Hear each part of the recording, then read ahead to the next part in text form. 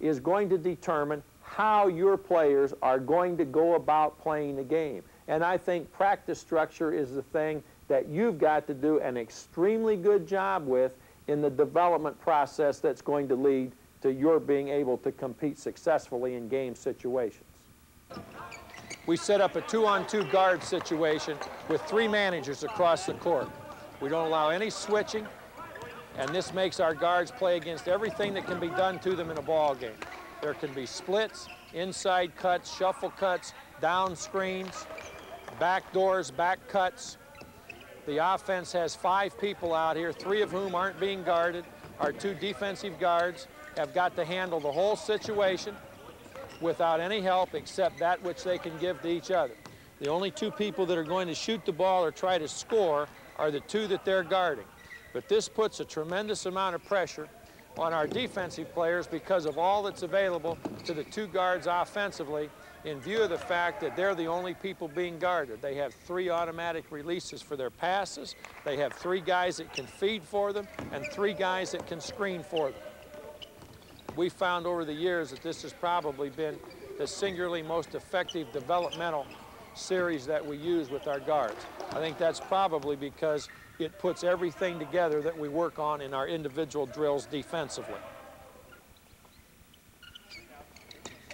Playing without the dribble is essential to the development of our offense. Our players have got to be able to cut and pass and screen to get the shot without putting the ball on the floor. Then when we utilize the dribble with what we're doing offensively, I think it becomes a very effective weapon. Our players know that we don't have to put the ball on the floor a lot, that we can get by with good cutting and screening, and we're going to get good shots. Then the use of the dribble, as I just mentioned, becomes something that's very effective instead of a thing that we just use as a crutch. Practice must be set up so that your players are constantly in drill situations or in team situations that are more difficult than they're going to encounter in actual game situations.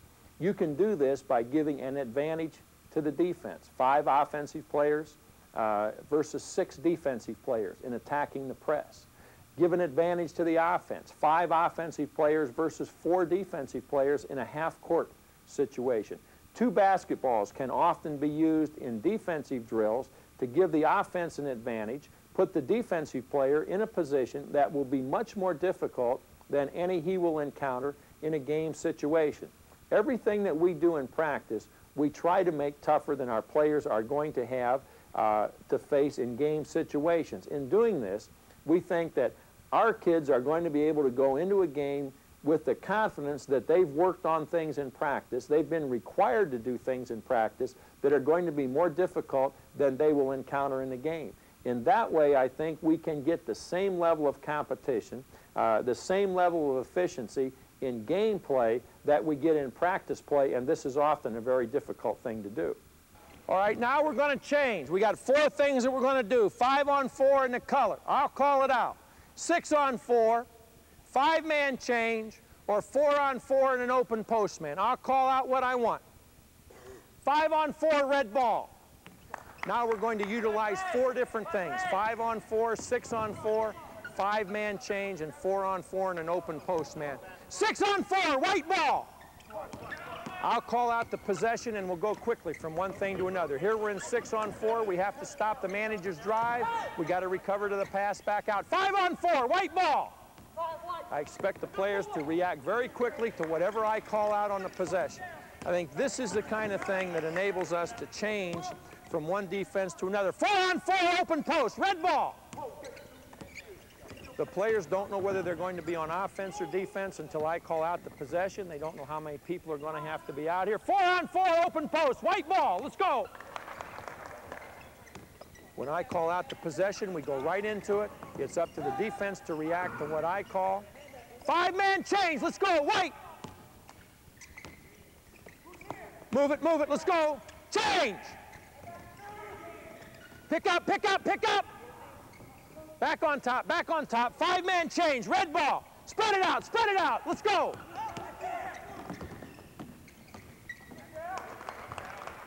All right, Tracy, don't call right there. Whose man should that be? Yours or Todd's?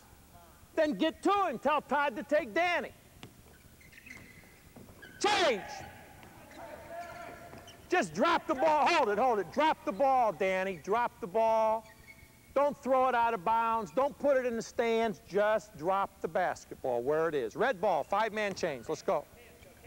By changing from one drill setup to another, I think we put a great pressure on the players to recognize what we're doing, to quickly go from one thing to another. Change! What do we got? What do we got? Change! Change! You're not picking up the ball. Check! 5-on-4, red ball. Get right into it, Steve. As soon as I call out a possession, I want the offense to get right into it. 5-on-4, white ball. By recognizing and getting right into what we're doing, I think we're really working at the game of basketball. The game changes so much from one end to the other. 4-on-4, white ball, open post man. That we've got to do things in practice that enable us to get into a ball game and change with the tempos, changes of the game. If we anticipate what's happening, 4-on-4, red ball, open post. If we can get to the point where we anticipate what's happening, we recognize the dangerous situations, then we're going to be able to become a better basketball team. 5-on-4, white. We as coaches have to create the difficult situations for our players. We have to set up a period where our players are being required to think what they're in, where they're being required to react. 6-on-4, red ball. If we don't force our players to react to things, if we don't put them in tough situations, then that's our fault that they can't react to them in a ball game. 5-on-4, red.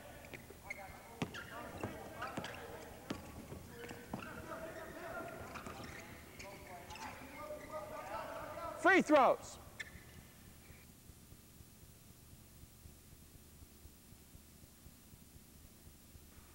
There are 3 basic principles to good defensive play. These basic principles are, number 1, pressure on the basketball. There has to be pressure on the basketball in all circumstances, when it's being dribbled, passed, shot, or caught. There are 4 different areas where pressure has to be exerted on the ball. If we don't get pressure on the basketball, the offense is able to move the ball wherever it wants to go, can create all kinds of problems for our defensive play. Now, we have never held anybody scoreless, but it's important for us to start out by making it as difficult as we possibly can for the offense to move the basketball and to take it where it wants to go. Ball pressure.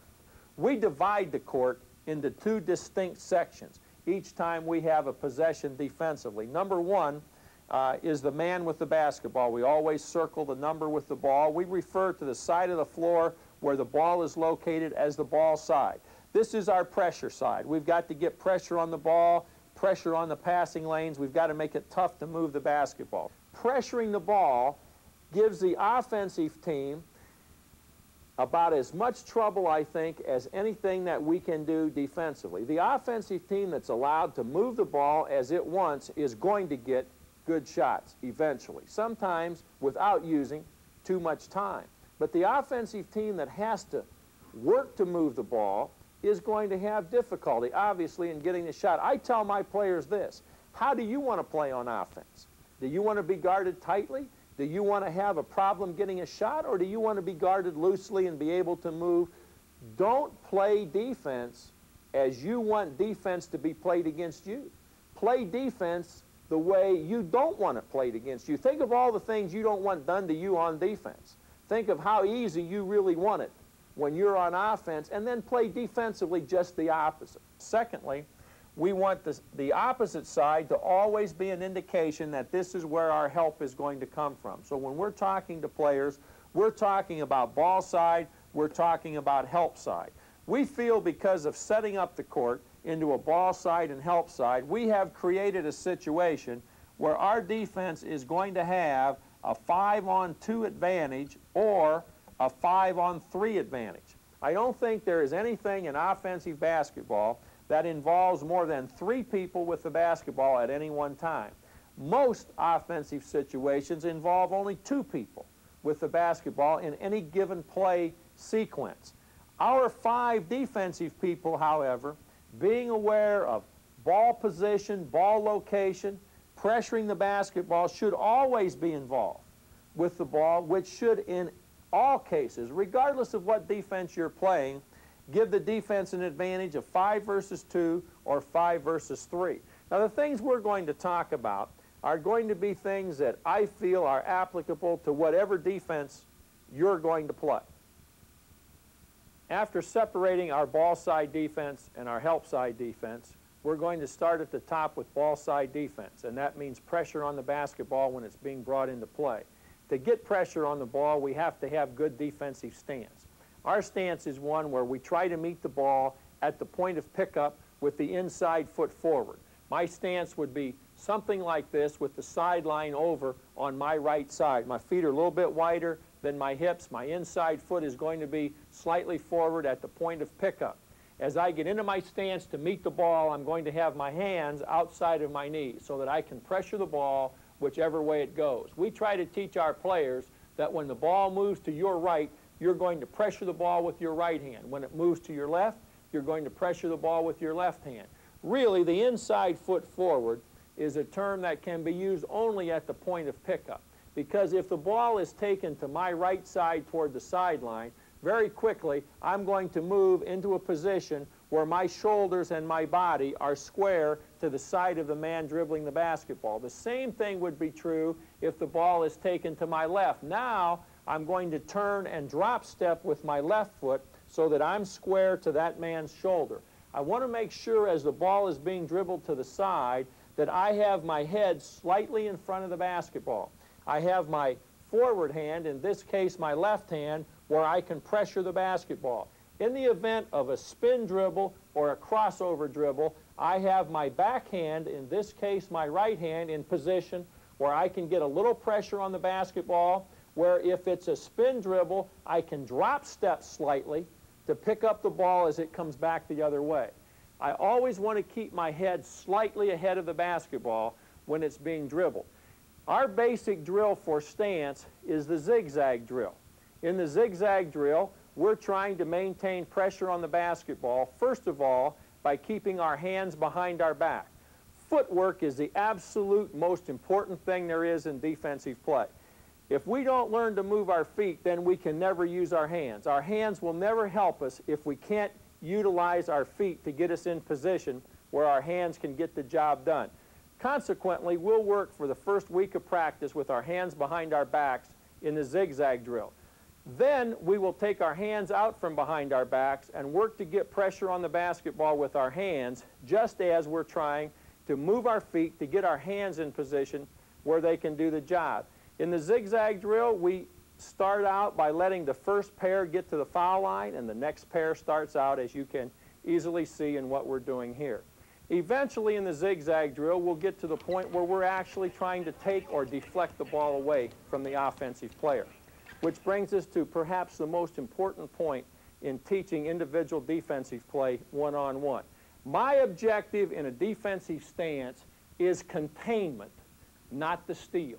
I've got to be very careful that I make sure I get the ball going toward the corner of the floor, that I keep the ball out of those areas where the offense has a chance of getting a high percentage shot. I can't do that by making a bad attempt to get the ball that takes me out of balance or puts me in position where I'm reaching in with the backhand and committing the foul.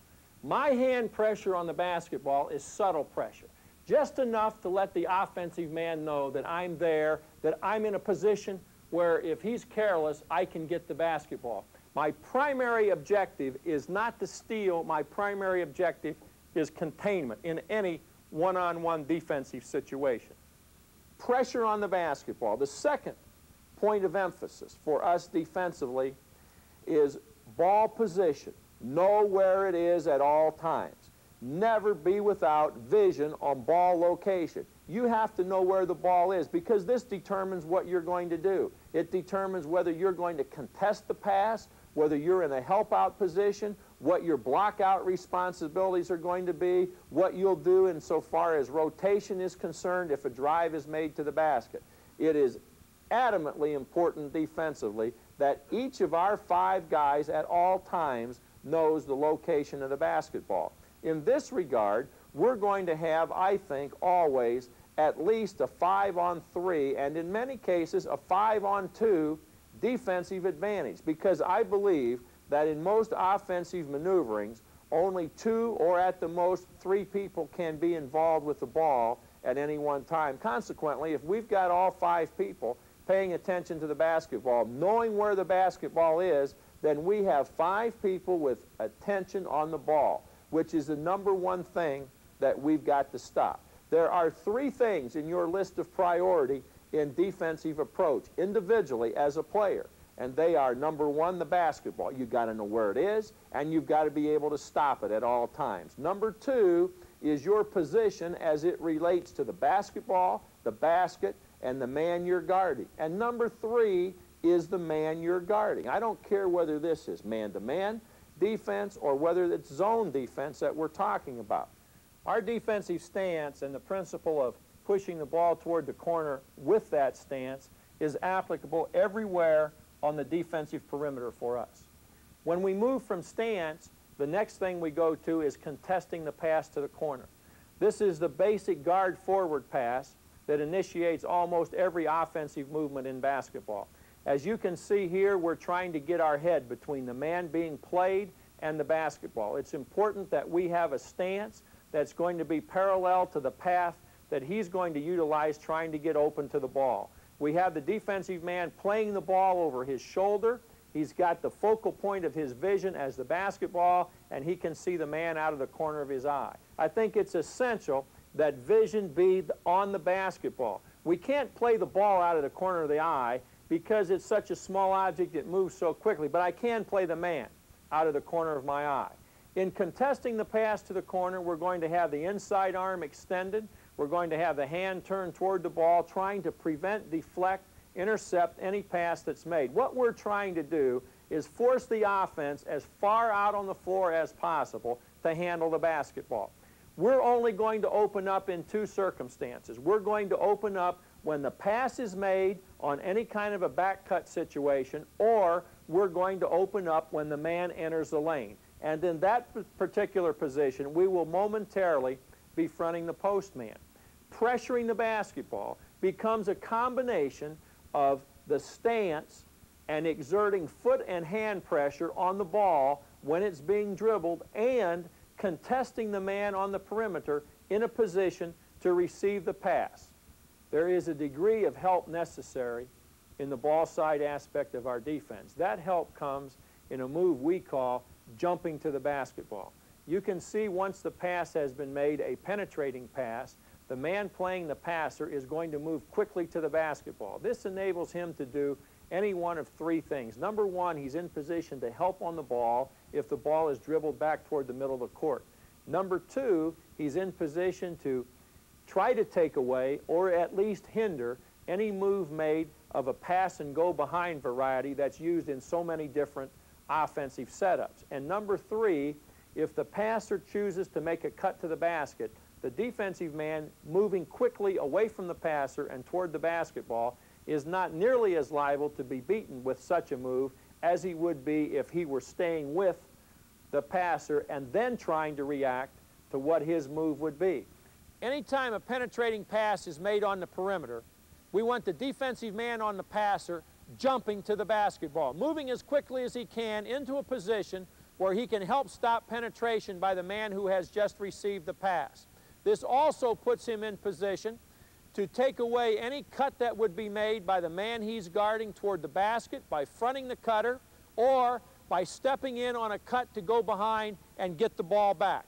We're going to jump to the ball quickly, recover to the shooter, jump to the ball, recover to the shooter. In this sequence, we're going to help and then recover, in position to help, and now we recover, and now we're going to jump and take the cut away. Jump to the ball, we take the cut away, and now we're going to stop him from going behind and getting the ball back. Good. All right, take it again. Jump to the ball, beat him to the spot. Okay, good. Stop. Moving to help side defense, let's establish first of all our 2 basic help side rules for inside defensive play. First of all, with the ball above the foul line extended, all inside defensive players from the foul line extended down, which could include a guard who's gone through, a forward setting up, or a post man, all inside defensive players will be one step on the man side of the basket. Basket, midline, one step on the man side of the basket with the ball above the foul line extended. And we want his backhand extended in such a way that it will be in the passing lane to his man. If the ball goes either on the dribble or the pass below the foul line extended, that defensive man will move into position B, which is one step on the ball side of the basket, still with the backhand in the passing lane, in a position now to help on the post man should the pass be made there, and to prevent his man from making a flash pivot cut toward the basketball. We also feel that by following this rule, two other things happen for us. Number one, we're difficult to screen in the bottom defensive positions. If we're out in here somewhere tight to the man, we become an easy screening target. But when we are away from the man, we're much more difficult to screen because we can go either way around the screen. We have a lot of room to work with when we follow our rules. Secondly, if a man offensively should clear from the ball side through to our help side, our defensive people follow these rules by stopping appropriately one step on the man side of the bucket or one step on the ball side of the bucket. This enables us to maintain the continuity of our 5-on-2 or 5-on-3 approach to defense. These two rules establishes our defense in such a way that the focus is all toward the basketball. The basic idea is stopping the basketball, and these rules enable us to do that. Whether it's stopping the basketball through help against the drive, or help against the feed into the post man, or in setting up in a better position to prevent the cut toward the ball, or to be more difficult to be screened. Our third basic point of defense then is wrapping up the defensive possession. Wrapping up the defensive possession simply means that everybody does a job in getting the basketball back to us, going to the offensive end of the floor once the shot has been taken, or the pass has been made to the basket, or the drive has been made to the basket. We've got to shut off penetration, we've got to take away the pass into the post area, or we've got to block out and get the shot as it's coming off the defensive backboard. If we allow any of these three things to happen at the tail end of the offensive possession, then we're giving the opponent an excellent chance to score. And what we have done in terms of pressuring the basketball and knowing ball location is going to be wasted in that particular possession. So how many times we can wrap up the defensive possession by getting the basketball before a basket can be scored will determine how successful we're going to be defensively. With our perimeter players, we play 3-on-3 on the outside. Here, we have an opportunity to utilize all the things necessary for both ball side and help side perimeter defense. We make it very tough with our players because we use a coach as a release pass in the post, or we can have a coach on the outside as a release man if we care to do so. Here, we're just using 3-on-3 without an outside release. We don't allow any switching until we get to a point in the season where the switch becomes a part of our defense. We try to go through the first 3 weeks of the season with no switching whatsoever. I think if we can get our players to a point where they can stay with and communicate staying with the men that they've been assigned, then we have a much better chance of making the switch effective, along with being able to play straight defense. I think the switch can become a crutch if it's used too early. Passing lane pressure, passing lane! With a 2-on-2 situation, we can put a post man in with no defensive player on it. Now we've really created a problem for our guards. They've got to pick up tough at midcourt. We've got an open post man that they can throw the ball into. Then we can make our moves off the post man. He's got plenty of time. They've got to help out on that post man, be conscious of him, and then recover. We can add an open post man to our 3-on-3 situation, and now we have a combination of help side, ball side defense, plus we've got to help out on the postman. The offense has an automatic release. Anytime they look for it, they can go into the post with the basketball, and the defense has to react accordingly.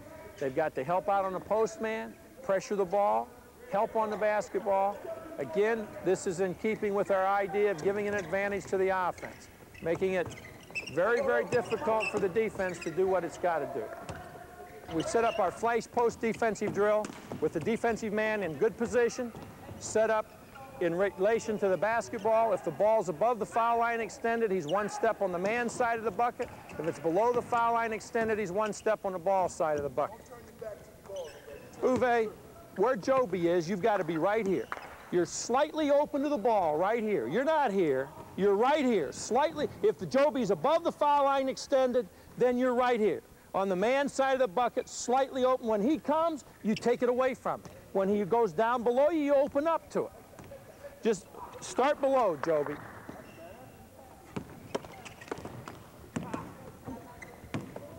Take it away, take it away, take it away from him. Take it away, Uwe. Rotate it, rotate it, rotate it.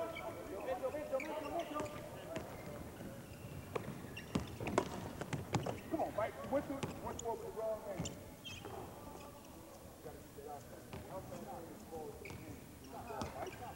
We set up a flash post drill with the defensive man in position depending upon ball location. If he's below the foul line extended with the ball, the defensive man is ball side of the basket. If he's above the foul line extended, the defensive man is man side of the basket. We're going to make our move to the basketball. We want to close it out and end up with the basketball.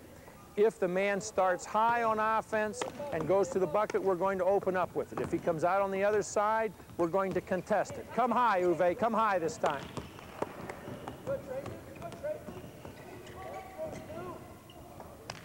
We've got to set up following our defensive rule.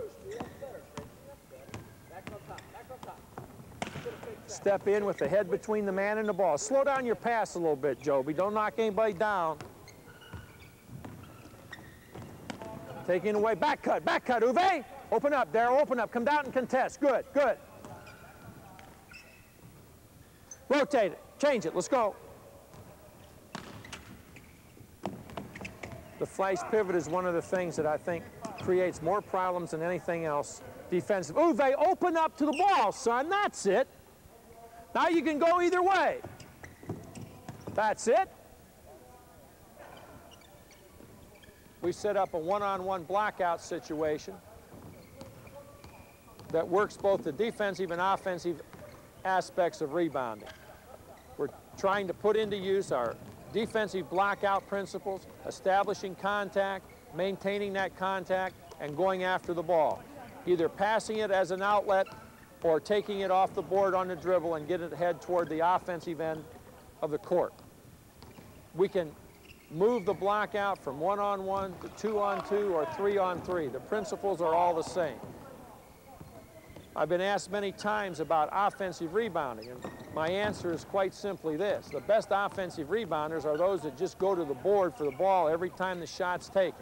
I just don't think there's any drill, there's anything that can establish a guy as an offensive rebounder other than his willingness to constantly be going after the ball.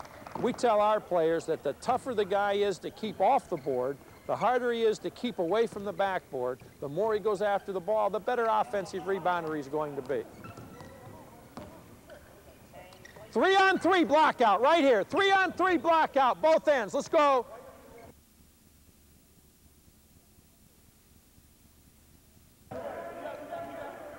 We build our block out up into a 3-on-3 situation where the offensive players are moving, they can screen, cut, move toward the ball, the coaches handle the basketball. We've got to get the block out in what now amounts to a game situation where we have both a ball side and a help side block out. The offense, if it gets the rebound, is going to try and score with it, or they're going to bring the ball back out on top to the coach, who then will handle the block out situation, either by making a pass to an offensive man who's gotten open or putting the ball up on the board. In every blockout drill that we use, every sequence, we want our players to take the ball on an outlet, either through the dribble, and there are some players that we allow to use the dribble on the outlet, and some that we don't. Let's get the outlet. Get the ball out of there. If a player is one of those that we allow to dribble the ball out of there, he can do so. If it's a player that we have make the outlet